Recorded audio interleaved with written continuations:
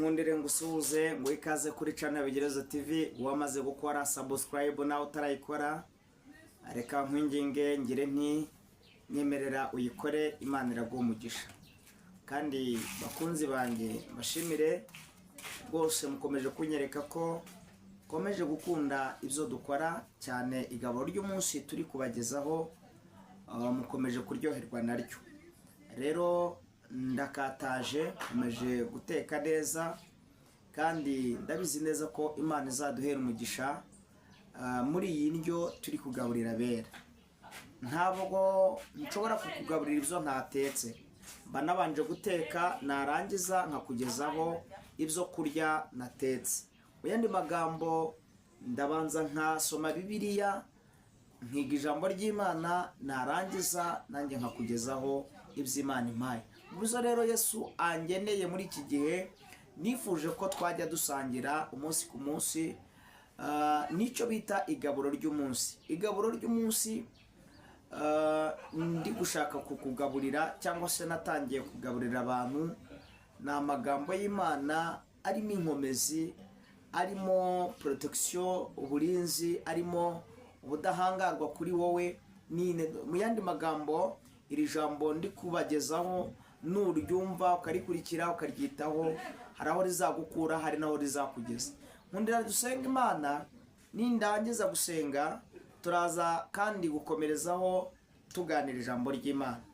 So mwami wacu Yesu, nyiribihe, nyirububasha n'ubutware n'ubushobozi, idakiranirwa ngo yibagirwe imirimo dukora, ivuga bikabategeka bigakomera, Imana yumva gusenga ko atagira shinge na rugero, Imana ibesha mu mazu abakene, Imana iramburira ibiganza abatindi. Niko ijambo ryambwiye Salomo yandika imigani 31:20, yaravuze ngo Imana iramburira abakene ibiganza, kandi indushyi ikazitiza amaboko. Wowe utiza indushyi amaboko kandi abakene ukabatiza ibiganza, nunkundire uyu mwanya tugiyemo w'ijambo ryawe, abantu bose bagiye kumva ijambo ryawe ubaha umugisha kandi bahindurwe naryo. Nirukanye imbaraga zirwanya ijambo ry'Imana, imbaraga zituma abantu badashobora kumva icyo uvuganye nabo, ndazinetralije. Ahubwo mpaye ikaze, karibu umwuka wera kugira ngo aze abe muri jyewe kandi abane n'abantu bose bagiye kumva ijambo ryawe.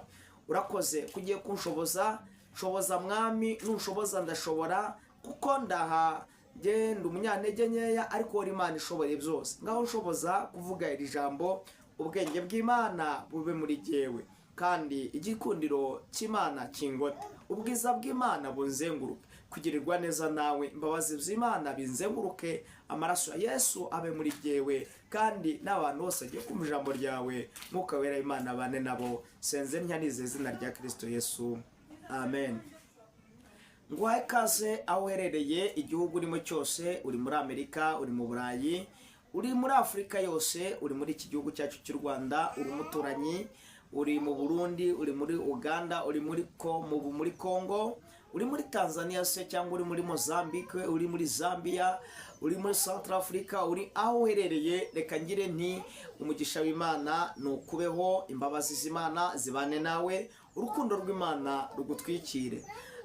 Nkundira tuganire, ariko kandi abantu mwagiye mwandika komanteri, ndabashimira cyane, mwagiye munyemerera mukabikora. Imana igumugisha. Komanteri nazo ni nziza, kuko arwagiye ambwira ngo nzajye nzana n'abatumirwa.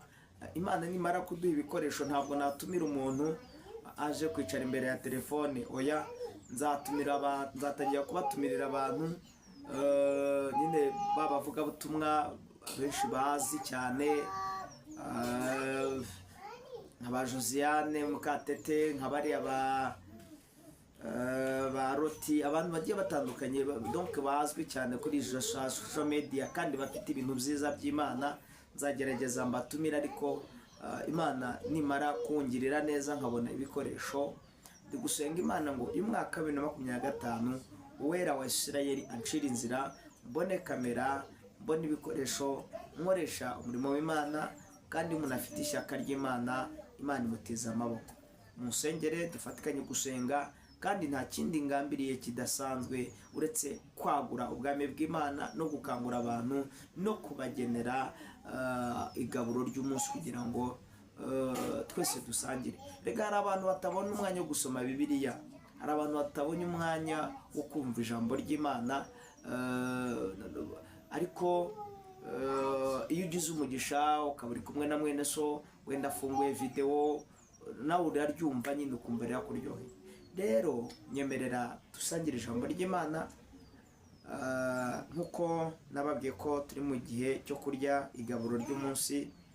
Turasoma kandi n'ubundi ubutumwa bwiza uko bwanditswe na Yohana igice cya 6 umurongo wa 35. Ubushize twasubikiye kuri 34, munyemere dusubukure kuri 35 tuze kugera kuri 41. Dusome ijambo ry'Imana ubutumwa bwiza uko bwanditswe na Yohana igice cyaho cya 6 umurongo waho wa 35.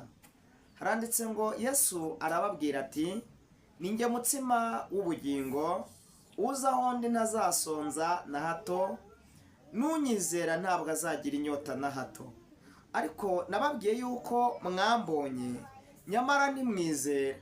Uwo data yampaye wese aza aho ndi, kandi uza aho ndi sinzamwirukana na hato, kuko ntavanywe mu ijuru no gukora ibyo nishakiye, ahubwo nazanywe no gukora ibyo uwantumye ashaka.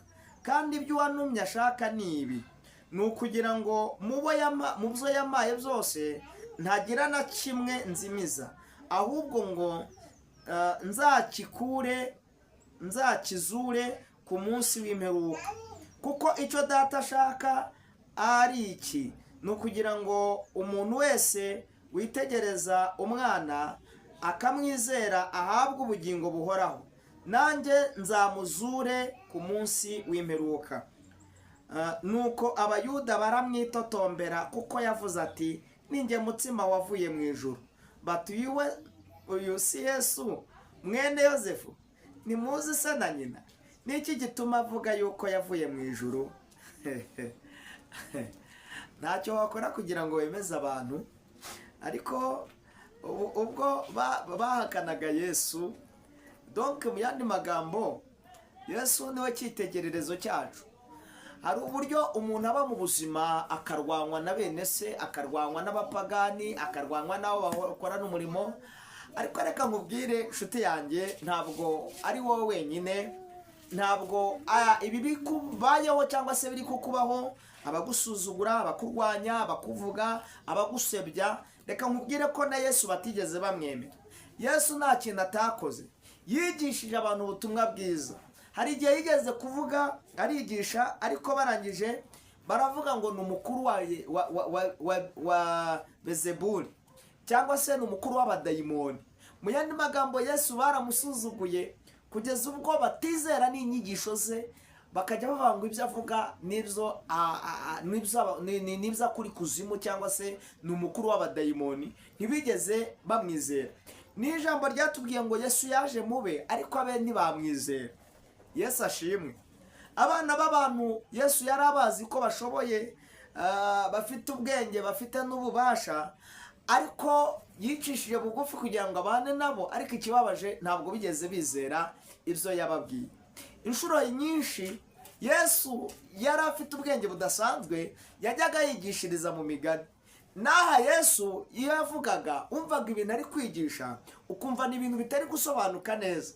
Niyo mpamvu inshuro nyinshi batabimenyaga, kuko inyigisho za Yesu yigishirizaga mu migani asa nk'uca amarenga. Kubera iki? Kuki Yesu iteka ryose yigishaga inyigisho ze zabaga zisa nkaho ari mu migani? Kwari ukugira ngo abantu batazamumenyera, cyangwa se mu yandi magambo bataza kumenyera imvugo ye. Yego, hanyuma bashakishe nabo ubwenge bwabo buzahishurirwe, bumenye ibyo avuze ibyo ari byo, bashakashake bamenye n'ayo magambo avuze icyo asobanura. Donc yari mwarimu mwiza, kuko nta mwarimu ushobora kugukopeza ikizamini. Inshuro nyinshi Yesu yigishirizaga mu migani, ariko aca amarenga y'ibizaba ejo hazaza, cyangwa se ubuhanuzi bwe bwabaga busa nk'uburi mu migani butegura ibyo ejo hazaza uko bizagenda. Yesu rero abaganiriza amagambo meza abigishwa. Ejo bundi twatangiye tubabwira buryo ki yaramaze kubwira abantu ko igituma bamukurikiye cyangwa se igituma bahoza ahari atari urukundo bamufitiye cyangwa se ibimenyetso yagiye akora ngo bizezwe n'ibyo bimenyetso yagiye akora, kuko Yesu yagiye yigisha ariko agakora n'ibimenyetso n'ibitangaza. Noneho abigishwa rimwe arabagaburira, ikindi gihe abima ibyo kurya kugira ngo arebe koko nimba bamufitiye urukundo. Narababwiye ngo hari igihe Yesu akwimigaburo cyangwa se ibyo kurya atari uko adashaka kukugaburira, ahubwo ari ukugira ngo arebe koko kumukunda. Ntabwo Yesu ahora atanga umutsima w'umubiri, ntabwo Yesu ahora atanga akazi, ntabwo Yesu ahora atanga abagabo n'abagore. Hari igihe Yesu agenda agafunga ijuru akabana. Umva kuntu Bibiliya ivuga mu Ngoma za kabiri, igitabo cy'ibyo ku Ngoma za kabiri, igice cyaho cya 7 umurongo wa 13. Ijambo riravuze ngo nindamuka nyinze ijuru imvura ntigwe. Hari igihe Yesu afunga. Bene data, mukwiye gukura mu buryo bw'umwuka kugera ubwo mugera ku gihagararo cya Kristo, mukamenya uko Kristo imikorere ya Yesu. Naramuka akinze injuru imvura ntigwe, ibyo wari wizeye nabiboroka, ariko abantu bizeye bagifite kumva bamwizeye batamwijejwe nuko yabagaburiye, yabahaye amazu, yabahaye amafaranga, nibaca bugufi bagashaka mu maso y'Imana ngo bagasaba imbabazi Imana, ngo Imana izumvira mu ijuru. Icya mbere ibababara igicumuro cyabo, icya kabiri nirangiza ibakirize igihugu. Ibi bishatse kuvuga iki? Mu buzima busanzwe bwa gikristo tugomba kubamo, ugomba kumenya ko Imana ubwayo hari igihe igikinga, ariko atari ubugome ibikore, ari kugira ngo irebe urukundo abana b'abantu bakunda Imana. Ntabwo Imana ari injiji ku buryo ishobora guhora ikugaburira, maze n'abana b'abantu hari igihe umubyeyi ashobora kugaburira umwana we mu gitondo, saa sita ashobora kubimwima kugira ngo arebe ese umwana ndamutse mwimye ibiryo saa sita yabasha kwihangana, akamwigisha icyo bita kwihangana. Kandi ibiryo birahari ariko akamwigisha kwihangana. Hari agatekerezo k'umubyeyi umwe yari afite umukwe, uyu mukwe we wigeze kumusura ariko hari mu gihe cy'inzara. Noneho uyu mukecuru aravuga ati umukwe wanjye ni umuntu ukomeye, niyo naburare ariko nkagaburira umukwe. Reka rimwe rero ngo asonge cyangwa se avuga umutsima aravuga, amaze kuvuga arawuterura, arangije ngo arawufokoramo hagati, ngo asukamo inyama, arabumbabumba atereka ku meza. Umukwe ngo abone icyo gitsima kiri aho, ngo arangije ngo atangira kubabara mu mutima we. Umukecuru kera rero abakwe ba kera, uretse wenda ko ntazi uko ibintu bimeze, umuco sinzi uko usigaye ugenda utera imbere, ntabwo mbizi niba ari iterambere ry'umuco. Kera ubundi nta mukwe wasangiraga na nyirabukwe cyangwa se umukazana ngo asangire na sebukwe, cyaraziraga. N'ubu nanjye rwose pe mfite mabukwe, emwe nabaramu banjye ndabubaha cyane, mba numva donc gusangira na mabukwe mba numva binteye isoni. Wenda iterambere rigenda riza, ariko ubundi ubona atari ibintu byiza kureba umubyeyi nyoko bukwe cyangwa se ubukwe ari gukora ku munwa, tubyita gukora ku munwa, cyangwa se ari gufungura, ubona atari byo. Rero uyu mukwe, nyirabukwe arangije ikintu yakoze, yahise ajya mu mureri, aramubwira ngo karibu ku meza muryoherwe. Undi kurya biramunanira, ahubwo yuzura agahinda, ahita atangira kubwira nyirabukwe n'ijwi rirega, aramubwira ati ariko mukecuru wasuzugura, nubwo hari inzara warebye ubona koko nkwiye kurya umutsima gusa. Ariko icyo mukecuru yagiraga amwigishe, yari azi icyo ari cyo, yagiraga amwigishe nubwo ari mu nzara, yagombaga kumwigisha kwihangana. Aramubwira ati nyamara niwihangana imbere gatoya ushobora kuza kugera ku cyo ushaka kugeraho, ushobora kugera ku mboga, ariko ukomeje kwihangana. Umuhungu ntiyabyumva rero, arihangana ariko arabatereka ne kumusuzugura, ararya arakata ubwa mbere ubwa kabiri, inshuro ya gatatu agiye kubona akasa ubugari buzanana n'isose, ahita akomeza arabumbura neza, abona harimo iki, harimo n'inyama. Umuhungu asaba imbabazi mukecuru uti nyamara umbabarire narakaye. Mu yandi magambo, hari igihe Yesu ashobora kuguha umutsima gusa, akakwima imboga, akakwima isose, ariko icyo ashaka ari ukugira ngo akwigishe ubuzima bwo kwihangana. Yesu rero nawe agenera abigishwa be igaburo, ariko ikindi gihe araribima kugira ngo arebe kwihangana kwabo, arebe koko bamukunda. Niyo mpamvu twasomye 6 Yohana gice cya 6:35 ngo uhereye ubwo mu bigishwa batangira kwivovota, baramwivovotera.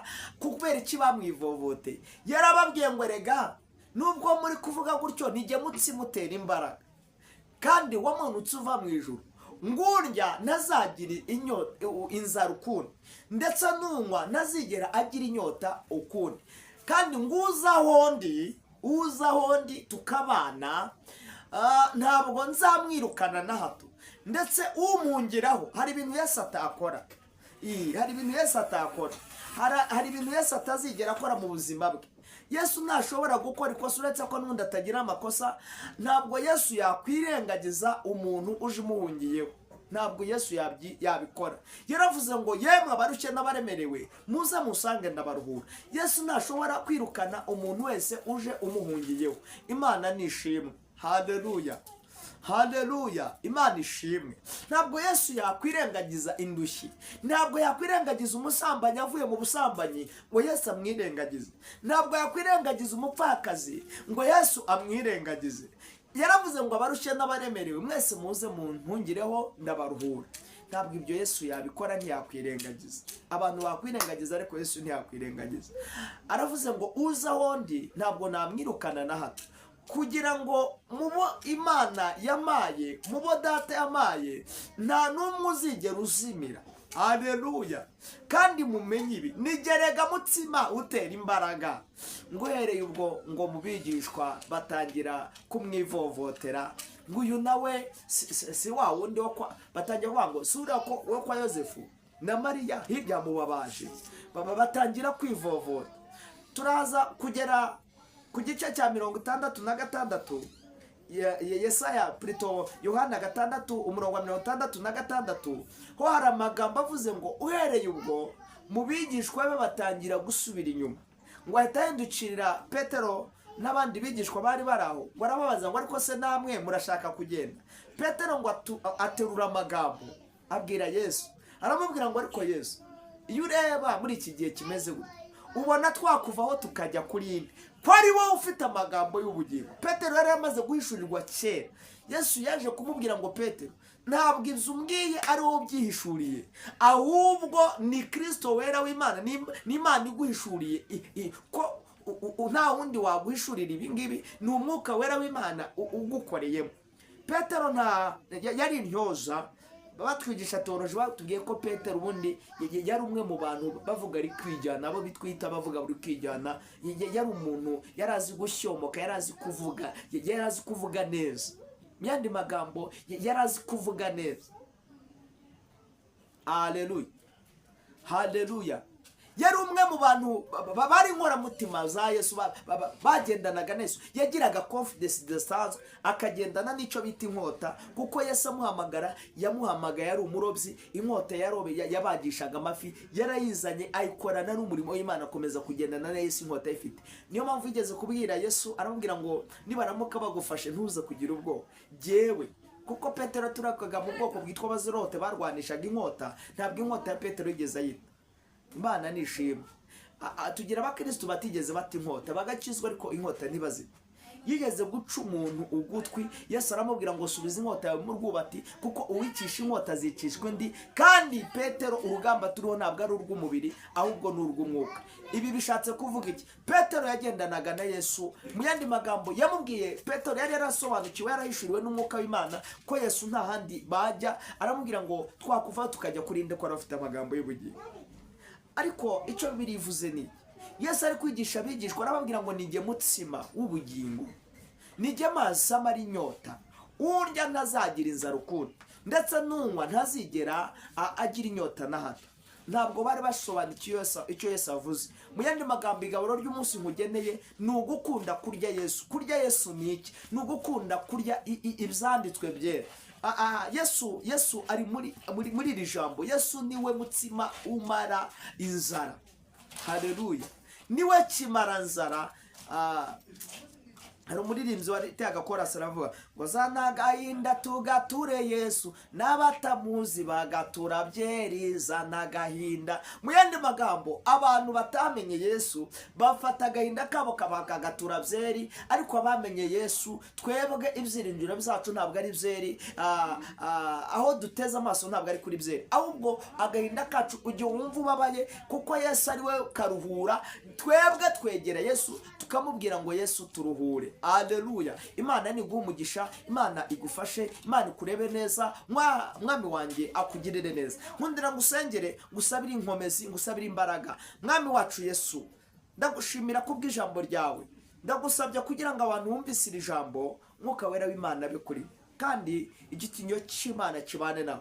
Amaraso ya Yesu abagote mu izina rya Yesu. Be gushidikanya ngo uri Yesu wo kwa Yosefu na Mariya, ahubwo bamenye kuri Yesu wavuye mu ijuru, kandi ari we mutsima utera imbaraga, ukuriyeho ntagira inzara, ndetse n'ukunyweyeho ntagira inyota. Mu yandi magambo, uri karuhura, niwo uruhura barushye, niwo utanga imbaraga n'amahoro. Tanga amahoro ku bayabuze, utanga ibyishimo ku babibuze, ukiza abarwayi. Urakoze. Iri jambo ryawe rikomeze ryaguke. Iri ni igaburo wageneye abantu bawe, rivuga ngo nta waguhungiraho azigera agira icyo akena. Nta waje aho uri yabura icyo kurya. Nta waje aho uri yakwitwa n'inzara. Ngaho haza abantu bawe, kandi ukomeze uruhura barushye. Senze ntiyanize izina rya Kristo Yesu. Amen. Imana iguhe umugisha, wowe dukunda udukurikira umunsi ku munsi. Iki kiganiro ukisharinge, ugisangize bene so, kugira ngo nabo bamenye imbabazi z'Imana, urukundo rw'Imana. Urakoze.